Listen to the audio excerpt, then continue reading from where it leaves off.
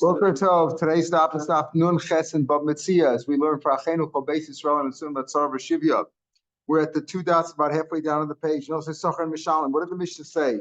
That not only is there no onoah or fraud on avodim shtaros karka and hektish, but there's also no kefil, no tashlumi avachmisha.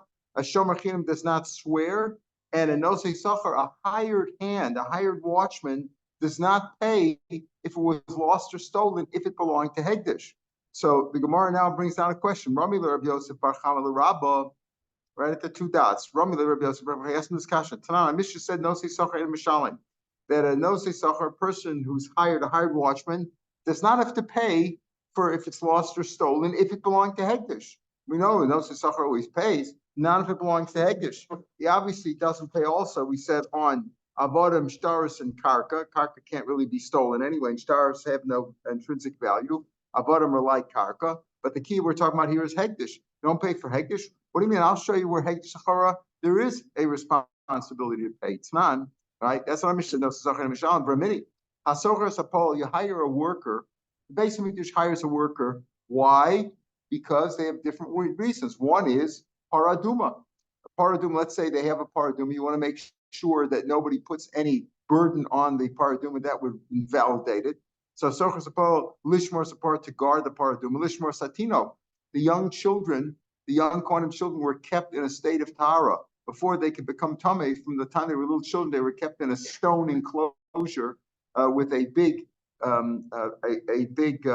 area underneath that was like a big hole, a big hollow, to make sure that there was no tumah coming up to them, so that would be chotzeits from the tumah, that would be like an oel below, so that the tumah would not run up on them. And they were kept in a state of tara in order to help purify the kohen for the avoda on Yom Kippur, because they would be the ones who fetch the water for him, etc. So you hired workers either to guard you hired a worker, a day worker, a day laborer. You hired a day worker, a day watchman by the day to guard the paraduma or to guard the young Kohanim children there who were kept in a state of Tara. Or Lishma says, run. We just had on the second day of Pesach, we had the Carbon Omer, and that's brought from the first barley that's found in the area, and they need barley to bring the carbon. So you needed a watchman to guard the barley seeds. So let's say you hired a watchman. The Beis Hamikdash now is the balabaya here, hiring these watchmen. Ein nosam schar Shabbos. Do you pay him for Shabbos? Well, since he's a day worker, you can't pay him for Shabbos. You don't have to work on Shabbos.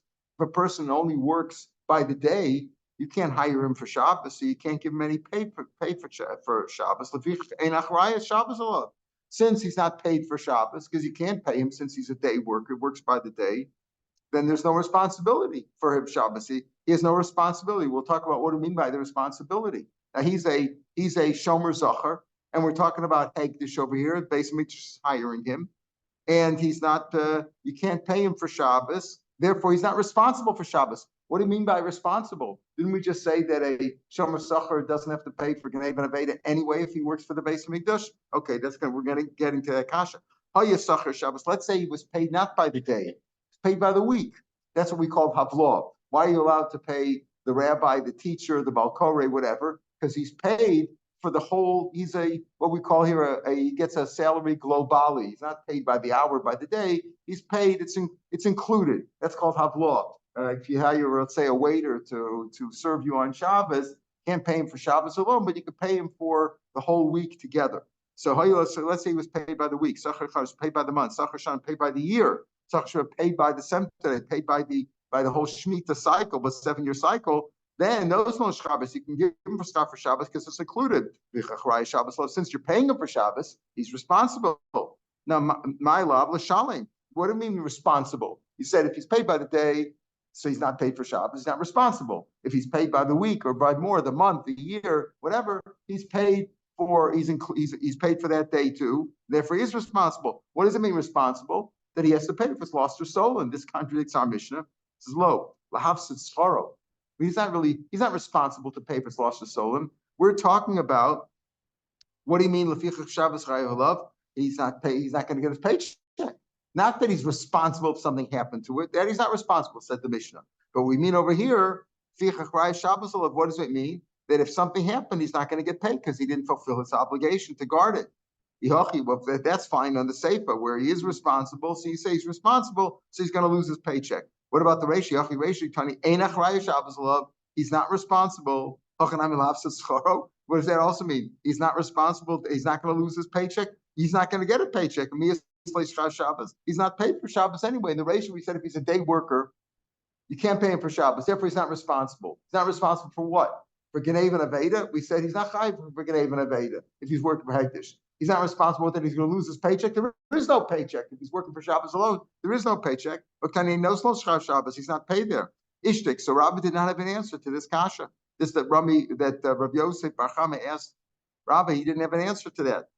Amalei. So Rabbi said to me, maybe you heard something. Maybe you're trying to show me not only the kasha but the answer too. If you heard anything about this, Amalei. Rav Shapiro says, you're right.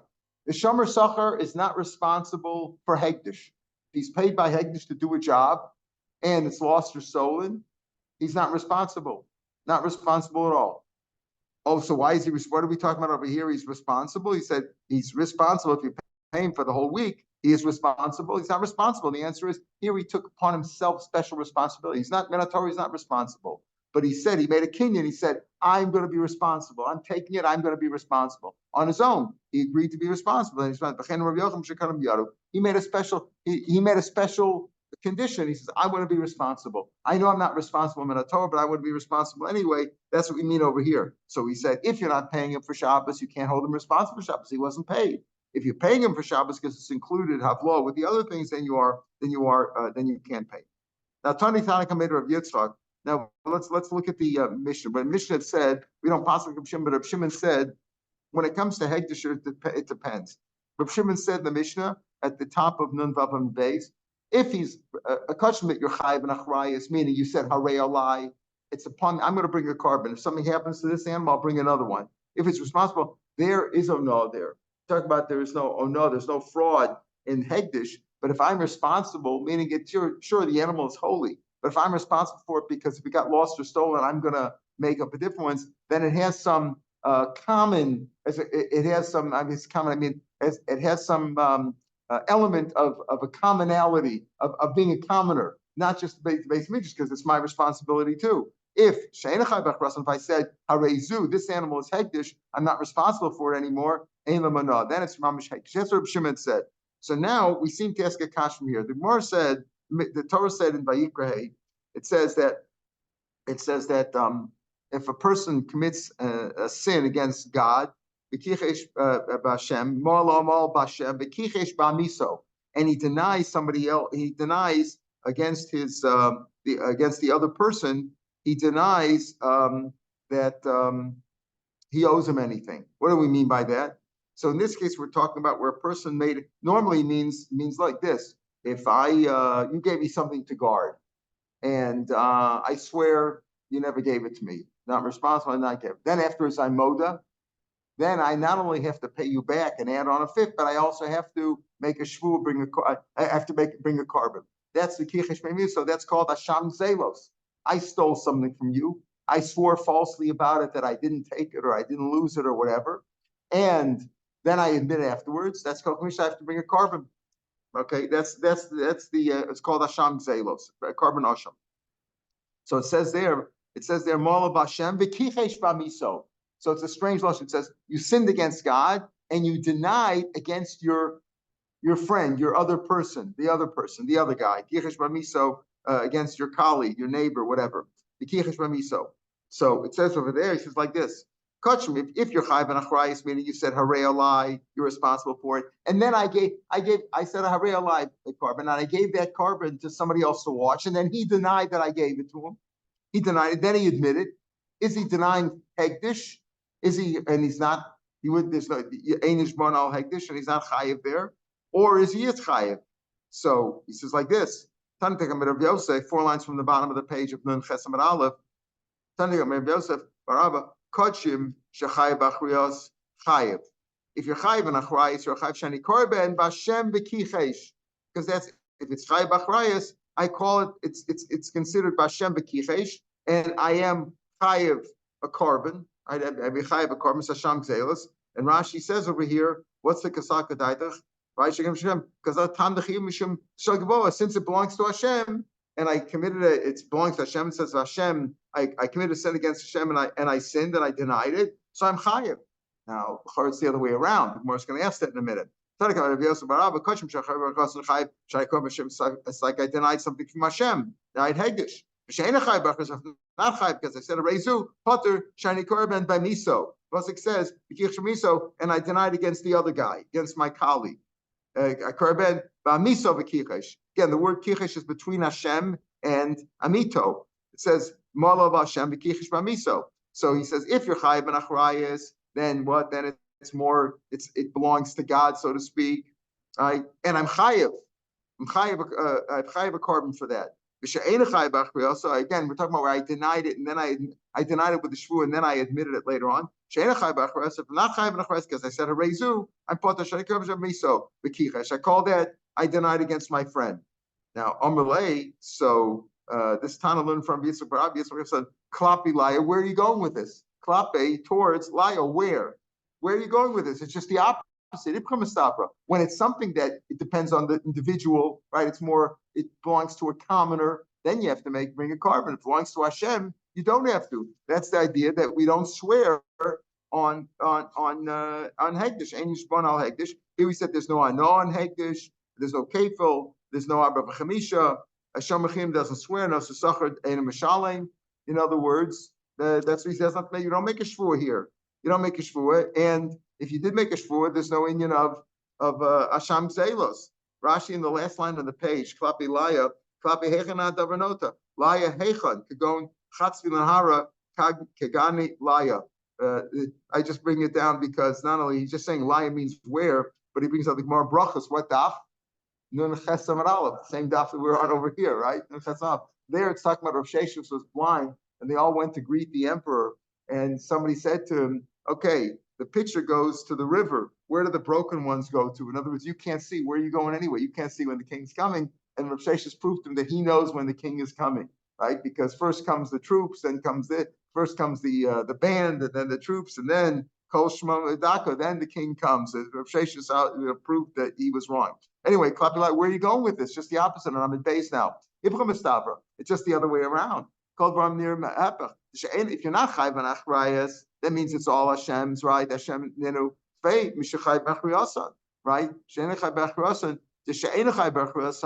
that belongs to Hashem. Where you're chayav.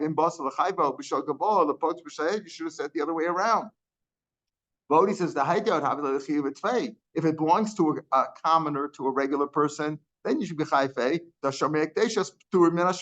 As we said, if you're shomer hekdesh, you don't have to make a shvua. So there's no shvua over here. Therefore, you shouldn't be chayiv for swearing falsely with Hashem zelos. Amalei. So the Tana said to Rav Yitzchak that he quoted Rav Yitzchak Bar Abba. He said to him, "Ismaya, should I erase this price? It doesn't make sense." Amalei, no. Hachikam. This is how you have to explain it. Kachim shechayiv b'achras. If you're chayiv b'achras, meaning you said harei alai, you're chayiv. That's why this Rabu mi b'Hashem v'kichesh. Even though it's an individual, because you're chayiv b'achras, so it belongs to the common person, not to hekdesh only. But even though it belongs, it's partly Hashem's also, because it is a korban, you're still kichesh. The pasuk of a kichesh that goes on to say you're chayiv Hashem zelos is even if it belongs to Hashem too. Rashi says of Yehochikamer, I shiny korban b'shikirus lo mashma b'Hashem v'kichesh v'lo b'amito. It doesn't mean that. We're not saying you're chayiv because it belongs to hekdesh. You're not chayiv Hashem's korban. Ella, despite the fact that hekdesh has a share in it, you're still chayiv. So because they belong to your colleague, to your friend. If you say tell you even though they partly, in other words, despite the fact that they belong partly to Hashem because it is an animal of hekdesh, despite that, you still say that you're chayiv a korban. Why? Because it's amito. Because it is really your friend's, because he's chayiv and achrayas. So it is really a common person's possession. Again, back in the Gemara in the second line. You're chayiv. This Rabbi mi b'Hashem v'kichesh, because they're included, even though, because why you chayiv and achrayas, and therefore chayiv something you're chayiv and achrayas, rather you're chayiv Asham Gzelos. Why? Because it really belongs to a common person. He's responsible for it. Because he said, Hare Alai, I'm responsible for it. You say it belongs to Hashem, despite the fact that it belongs to Hashem, you should be potter because it's Hegdish. The pasuk says, Mal Bashem B'kichesh. It's included in that, even though it's partly Hashem's. It's still the pasuk applies. If you deny it, you have to bring Hashem Zelos. If you're not Chayv because Rezu, you're potter. Why? It was excluded. B'mamita B'kichesh. B'mamita B'kichesh doesn't mean to say only that. It means to say that if it only belongs to Hashem, it's b'amita v'kichesh. Only if it's your friends and you deny it, are you chayav. But if it's not your friends, why? Because it's only Hashem's. Because once you said a rezu, you're out of the picture. This belongs to Hegdish. You're not part of it anymore. Then you don't bring Hashem zelos. Rashi goes on there. I'm reading Rashi now, about 15 lines down on the page. I say it's excluded by mito v'kichesh.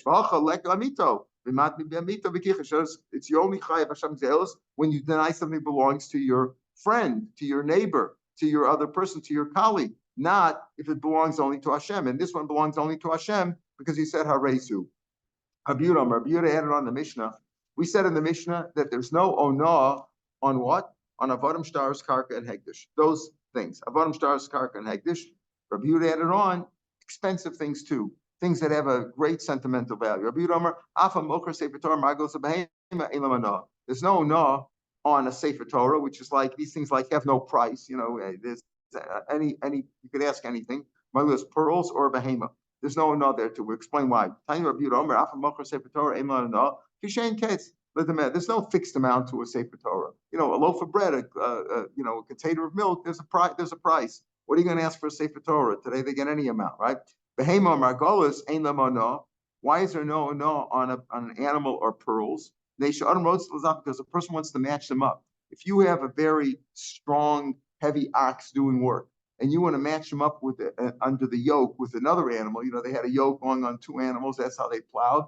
If you put a weak animal next to them, you just bring down the whole process, right? You've ruined the strength of the first ox is ruined by the weakness of the second ox. So you want to match up two animals of like size and like strength.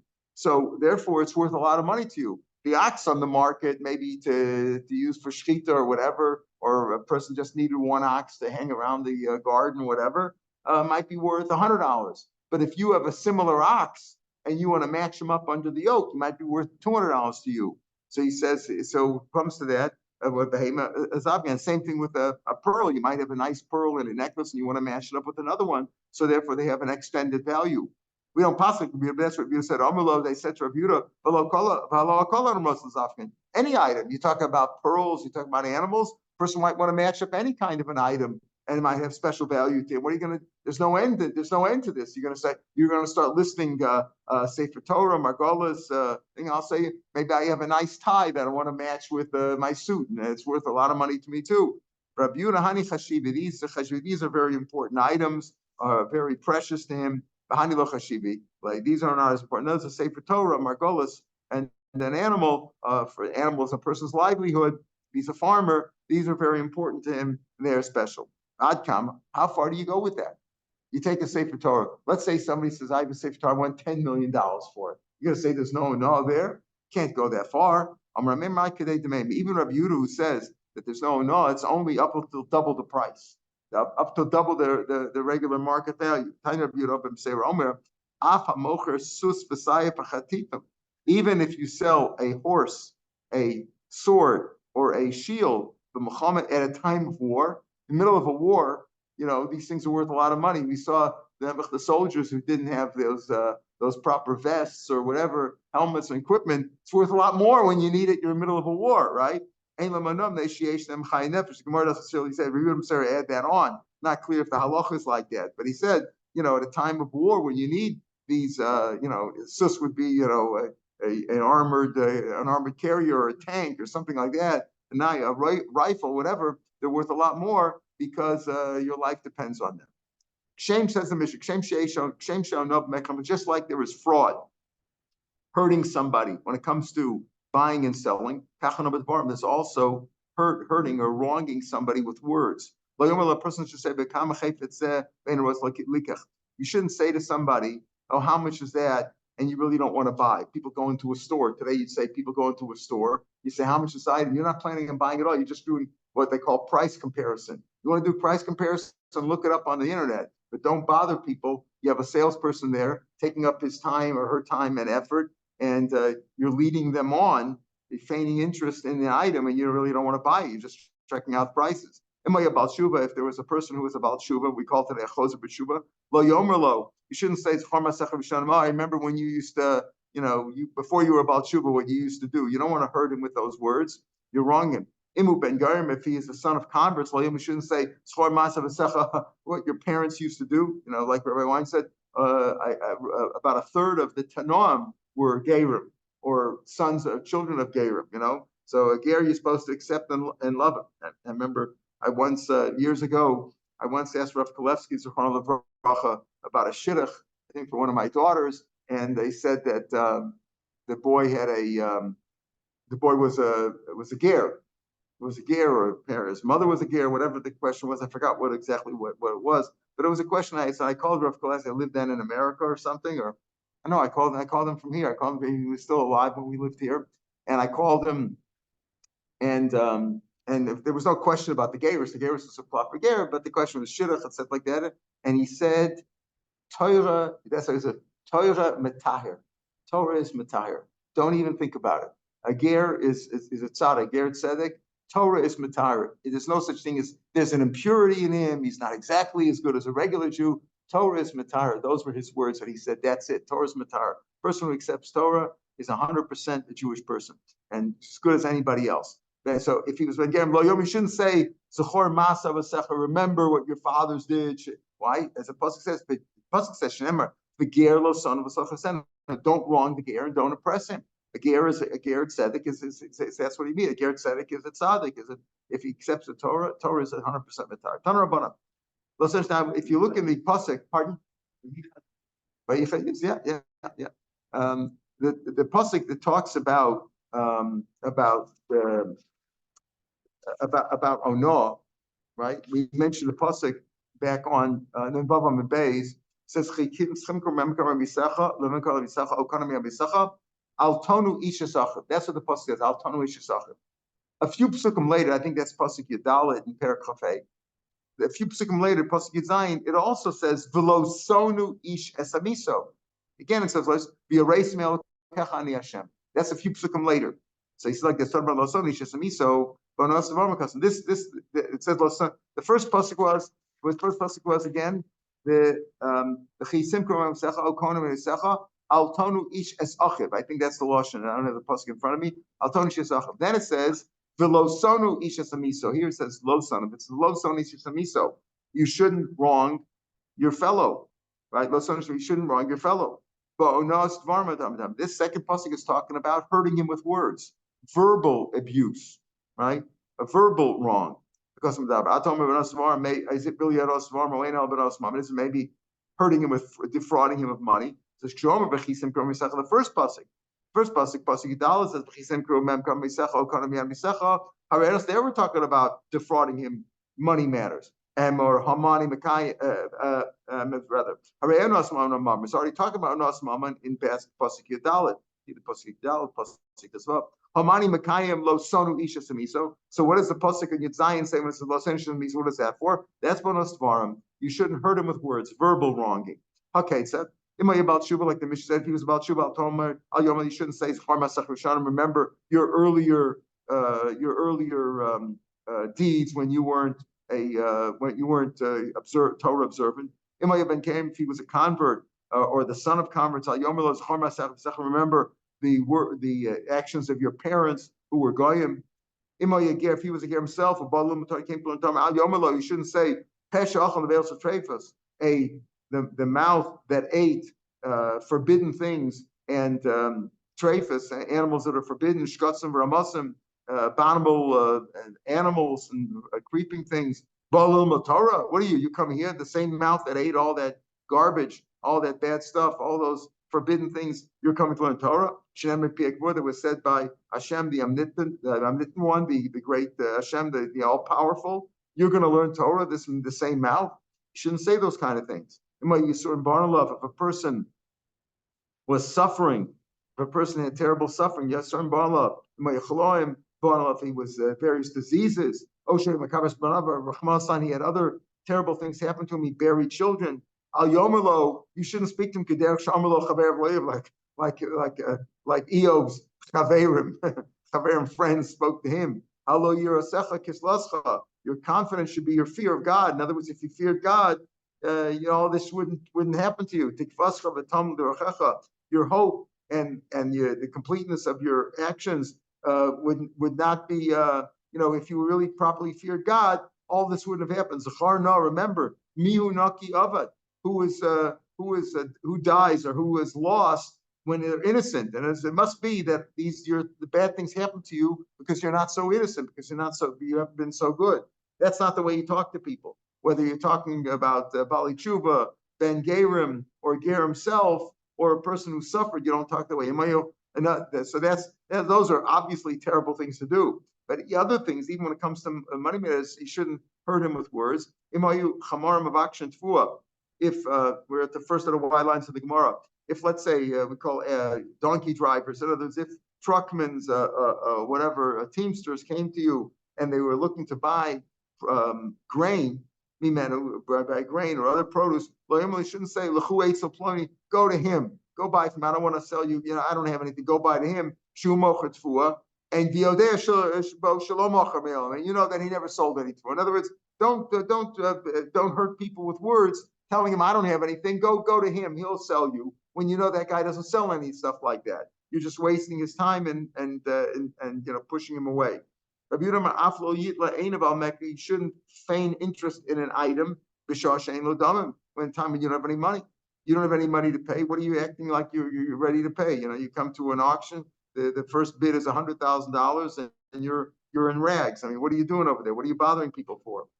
Now, these things, how do you know? You see, it's one thing if you say something which obviously hurts the person. You tell a ger, I remember what you used to eat, or I remember what your parents did, or you tell about Shuba, I remember what you used to do. You didn't keep Shabbos. Now, look who's coming now.